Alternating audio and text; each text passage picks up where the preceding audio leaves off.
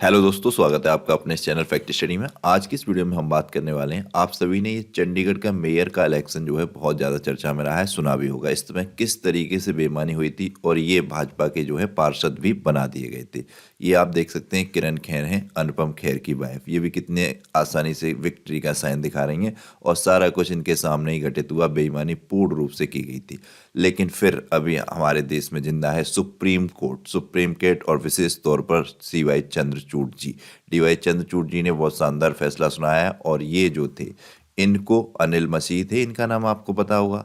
यही इन्होंने बेईमानी की थी बड़े अच्छे तरीके से। जो बीजेपी के बन गए थे पार्षद, इनको कुर्सी पे बैठा दिया था और बड़ा अच्छा ये विक्ट्री का सान और हर्षोल्लास से ये सब लोग खुशी मना रहे थे कि हमने जीत लिया बेईमानी से चुनाव। फिर उसके बाद सुप्रीम कोर्ट में मामला गया तो ये थे आम आदमी पार्टी और कांग्रेस के इंडिया एलायंस के संयुक्त रूप से। इनका नाम था कुलदीप। तो कुलदीप कुमार इस तरीके से रो रहे थे और बीजेपी वाले इस तरीके से विक्ट्री का साइन बनाकर हंसी मना रहे थे बेईमानी पूर्ण रूप से करने के बाद। और देख सकते हैं आप कितने बड़े बड़े चेहरे थे इसमें। अनुपम खेर ये बहुत ज़्यादा बातें करती हैं, उसके बावजूद इस सब बेईमानी में प्रमुख रूप से शामिल थी। और ये व्यक्ति जो पूर्ण ईमानदारी था, इस तरीके से आंसू बहा रहा था। लेकिन अब हमारे देश के सुप्रीम कोर्ट ने न्याय सुनाया है और अब यही बन गए हैं फिर से चंडीगढ़ के मतलब कि पार्षद। ये क्वेश्चन भी किसी एग्जाम में आपको मिल सकता है, चंडीगढ़ के मेयर इलेक्शन में कौन विजेता रहे या चंडीगढ़ के वर्तमान में पार्षद क्यों। तो ये कुलदीप कुमार, इनका नाम ध्यान रखना है, ये इंपॉर्टेंट हो गया है। आप यकीन मानिए इस तरीके के क्वेश्चन एग्जाम में बनते हैं। ये कुछ हैं इमेज, इनमें ये बेईमानी कर रहे हैं। 8 इनके जो थे बैलेट पेपर से चुनाव हुआ था, 8 मतपत्र इन्होंने कैंसिल कर दिए थे कांग्रेस और आम आदमी पार्टी का। टोटल इसमें 36 वोट थे, 36 वोट बैलेट पेपर से पड़ने थे। अब इसमें क्या हुआ कि इसमें 16 तो थे भाजपा और अकाली दल के, वो तो उनके पड़ गए, लेकिन 20 थे कांग्रेस और आम आदमी पार्टी के। तो उसमें से 20 में से 8 पार्षदों के वोट इन्होंने कैंसिल कर दिए थे बेमतलब में। किसी प्रकार की कोई गलती नहीं थी। पूर्ण रूप से कांग्रेस और आम आदमी पार्टी के जो पार्षद थे, मतलब कि उन्होंने दिए थे अपना जो कुलदीप थे उनको, लेकिन इन्होंने बेमतलब में कैमरा चल रहा था उसके ठीक सामने ये बेईमानी की। कैमरे के सामने नहीं करते तो शायद पकड़े भी नहीं जाते, लेकिन कैमरे के सामने बेईमानी की। तो ये कुछ उस टाइम की ट्वीट हैं, जैसे कि ये है, ये आंसू इंडिया गठबंधन के उम्मीदवार कुलदीप कुमार के हैं। चंडीगढ़ मेयर चुनाव में 20 वोट डाले गए और हार दी गए। इस तरीके से उस टाइम ये पूर्ण रूप से था। आज का दिन हमारे देश के लोकतंत्र में काले दिन के रूप में याद किया जाएगा। आज संविधान की धज्जियां उड़ा दी गई। कुछ ऐसे जीता भाजपा के चंडीगढ़ मेयर का चुनाव। कांग्रेस के 13 वोट, इस तरीके से ये बताया जाता है। एक ये वीडियो था, इसमें ये दौड़ते हैं और अपने संग वाले दौड़ने वालों को गोली मार देते हैं और खुद जीत जाते हैं। और रिबन जो होती है, जहाँ तक पहुँचना होता है, वो लोग भी इन्हीं के पास ले आकर टच कर देते हैं। बड़ा इंटरेस्टिंग था ये वीडियो भी। तो इस टाइम यहाँ पर केजरीवाल ने भी कहा था लोकतंत्र के लिए काला दिन। आम आदमी पार्टी के राष्ट्रीय संयोजक केजरीवाल ने कहा था कि पूरे देश ने देखा चंडीगढ़ मेयर चुनाव में क्या हुआ। उन्होंने कहा यह लोकतंत्र के लिए काला दिन था। सभी ने देखा कि किस तरह से वोट चुराए और अपने उम्मीदवार को बलपूर्वक जिताए। मुद्दा यह नहीं है कि मेयर कौन बनता है, लेकिन देश नहीं हारना चाहिए और लोकतंत्र नहीं हारना चाहिए। केजरीवाल ने कहा कांग्रेस आम आदमी पार्टी गठबंधन के पास स्पष्ट बहुमत था और यह सीधा चुनाव था। 8 वोट का कुल वोटों का 25% अवैध घोषित कर दिया। 8 वोट घोषित कर दिए 36 में से, तो 25% तो घोषित कर ही दिया अवैध। तो ये बहुत बड़ा था। भगवंत मान ने भी कहा था निर्वाचन अधिकारी पर देशद्रोह का केस लगे। बिल्कुल सही बात थी। लेकिन उसके बाद ये 1 महीने तक पूरा कोर्ट में चला और अब डिसीजन आया इसका। ये पूरी तरीके से अनलॉफुल था और बेईमानी की गई थी अनिल मसीह के द्वारा, जो वहां पर पीठासीन अधिकारी के रूप में काम कर रहे थे। इनके ऊपर जिम्मेदारी थी, लेकिन उन्होंने पूर्ण रूप से बेईमानी की और अब न्याय की ही जीत हुई। कितना भी देर हो जाए, न्याय की और सच्चाई की जीत हमेशा होती है, हर चीज में, चाहे कोई भी हो। तो इसमें चंडीगढ़ मेयर चुनाव में सुप्रीम कोर्ट ने बड़ा फैसला दिया। सर्वोच्च अदालत ने पिछले चुनावों में वोटों की गिनती दोबारा करने का आदेश दिया। साथ ही वोटिंग के बाद क्रॉस मार्क किए गए बैलेट पेपर की गिनती में शामिल करने का भी आदेश दिया। यहाँ पर सोमवार को रिटर्निंग ऑफिसर अनिल मसील ने अदालत में कबूल किया था कि उन्होंने बैलेट पेपर पर क्रॉस मार्क लगाया था। उन्होंने सफाई दी थी कि आम आदमी पार्टी के मेयर प्रत्याशी बैलेट पेपर फाड़ने की कोशिश की। अगर बैलेट पेपर फाड़ने की कोशिश करते, ऐसा कोई वीडियो था ही नहीं इनके पास।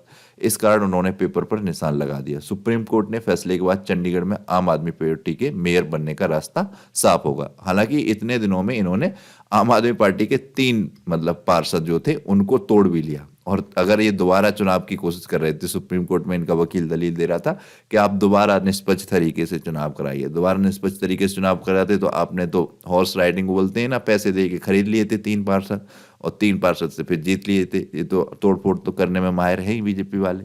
सुप्रीम कोर्ट ने अनिल मसीह द्वारा अवैध किए गए वोटों को भी वैध बनाने का काम किया। सुप्रीम कोर्ट ने कह दिया कि दोबारा से चुनाव नहीं होगा, वो जो आपने 8 मतपत्र अवैध किए हैं वो ही वैध माने जाएंगे और वही चुनाव जो है उसी को कारगर किया जाएगा। तो इस आधार पर फिर आम आदमी पार्टी और कांग्रेस के जो कुलदीप कुमार थे वो जीत गए, वो अब बन गए हैं चंडीगढ़ के मेयर।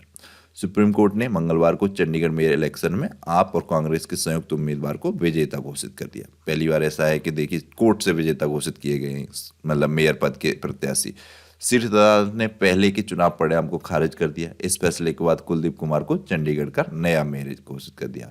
कोर्ट ने 30 जनवरी के चुनाव के संचालन में गंभीर खामियां पाए जाने के बाद निर्वाचन अधिकारी अनिल मसीह के खिलाफ कदाचार का लिए मुकदमा चलाने का भी आदेश दिया। शीर्ष अदालत ने स्पष्ट किया कि वह पूरी चुनाव प्रक्रिया को रद्द नहीं कर रही है और खुद को मतगणना प्रक्रिया में गलत कार्यों से निपटने तक ही सीमित रख रही है। तो ये था मामला, किस तरीके से नाटकीय ढंग से बीजेपी ने खुले तौर पर कैमरे के सामने बेईमानी करी थी। लेकिन अब कोर्ट में मामला पहुंच गया, सच्चाई की जीत हुई, न्याय की जीत हुई और अब ये कुलदीप जी हैं बन गए। इनका नाम ध्यान जरूर रखिएगा।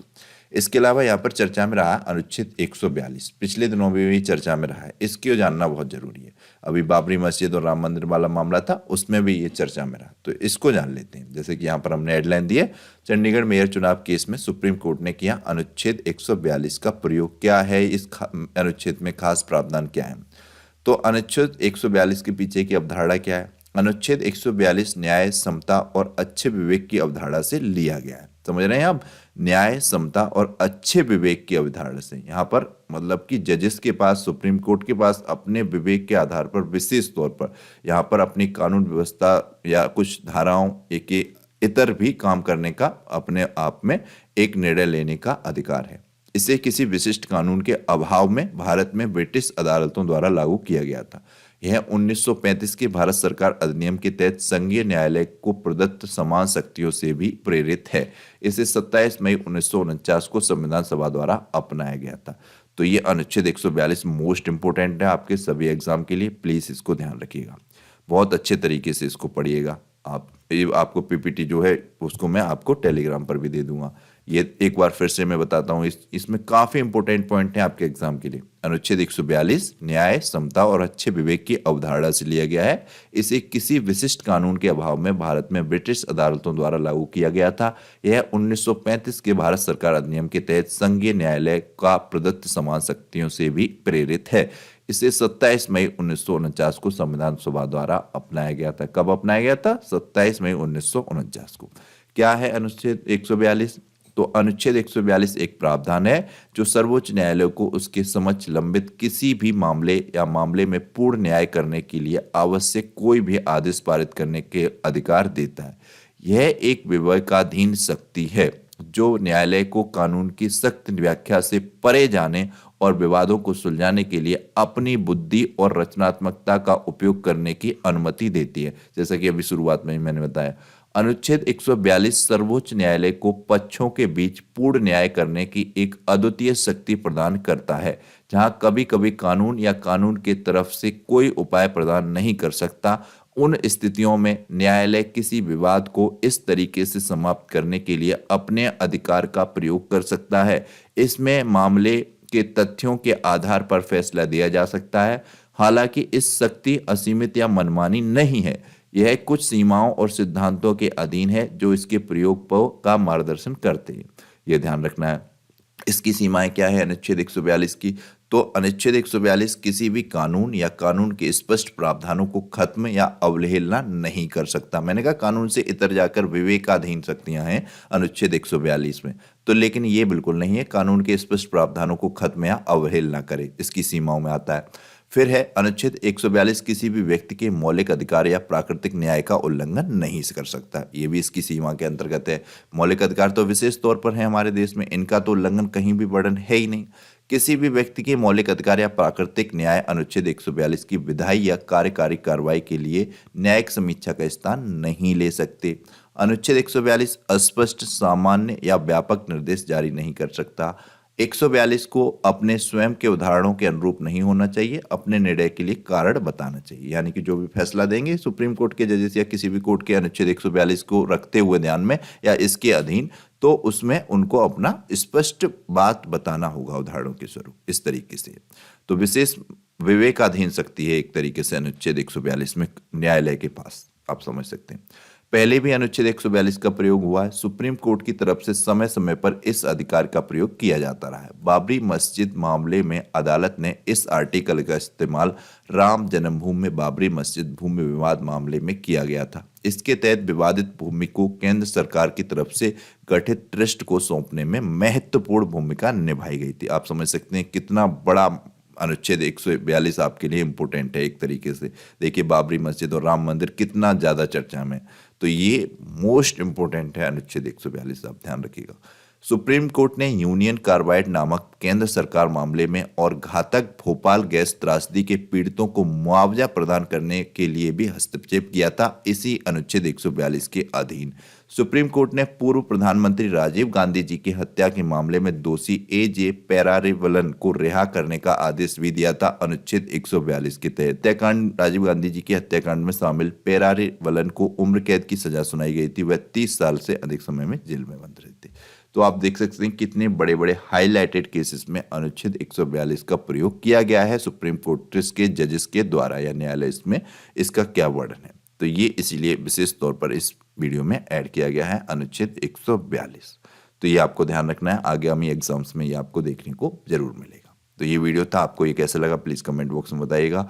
और यहाँ पर एक क्वेश्चन हमने ऐड किया है, मोस्ट इंपोर्टेंट क्वेश्चन है, यूपी पुलिस का नए कार्यवाहक डीजीपी किसको नियुक्त किया गया है? वर्तमान में यूपी पुलिस के नए कार्यवाहक डीजीपी कौन है? 4 ऑप्शन दिए गए, इनमें से आपको राइट आंसर बताना है। चैनल को सब्सक्राइब कीजिएगा, बेल आइकन को प्रेस कीजिएगा, वीडियो को लाइक और शेयर कीजिएगा। Thank you so much.